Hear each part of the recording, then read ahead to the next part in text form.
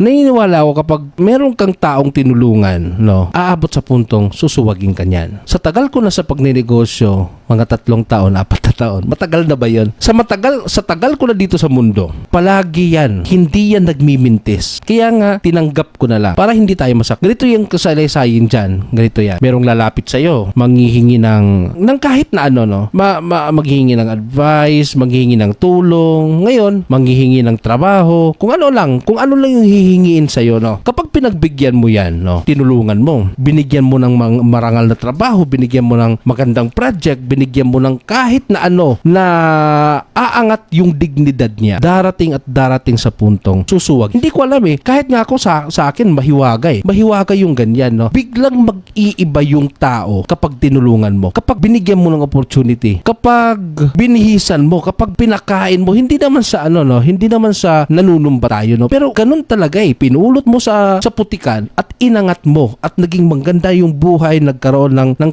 basta, no? Aabot sa puntong susuwagin ka niyan. Hindi ko rin alam eh kung bakit ganyan. Ewan ko, ganun talaga siguro yung mga tao. Kaya nga sa akin, no, tinatangtanggap ko na yon na every time, no, na may lalapit sa akin, manghingi ng tulong, kapag tulungan mo, aabot sa puntong susuwagin ka niyan. Hindi ko alam kung maiinggit o hindi ko alam kung biglang, syempre, gagaling na siya, tuturuan mo siya, no? Biglang mag-iiba ang lahat, no? Biglang marirealize niya na, ay, hindi pala magaling tong taong to, no? Mas magaling pa pala ako dyan. So, ayun na, doon na magsisimulang lahat. Kahit naman, no, hindi ka naman nagpakita ng masama. Tinulungan mo naman, naawa ka naman, no? Ang bait mo naman. Pero hindi ko alam eh. Mahiwaga talaga yung tao, no? Mahiwaga. Siguro dahil sa pera, siguro dahil sa power, I don't know, no? Hindi ko. Kaya nga tinanggap kasi ayoko maging masamang tao. Alam niyo ba kung bakit? Ayoko baguhin yung sarili na talagang yung puso gusto ko na nga eh. Kaya nga naiintindihan ko yung ano eh, yung mga ibang mga matutugumpay na mga negosyante, no? Ang tigas ng puso nila. Kahit may nagmamakaawa sa kanila, no? Titingnan ka lang at hindi man lang mababagabag yung mga damdamin. Siguro sa dami ng uto na sa kanila, siguro sa dami ng nagbigay ng sakit sa puso nila, tumigas na sila, nadala na sila.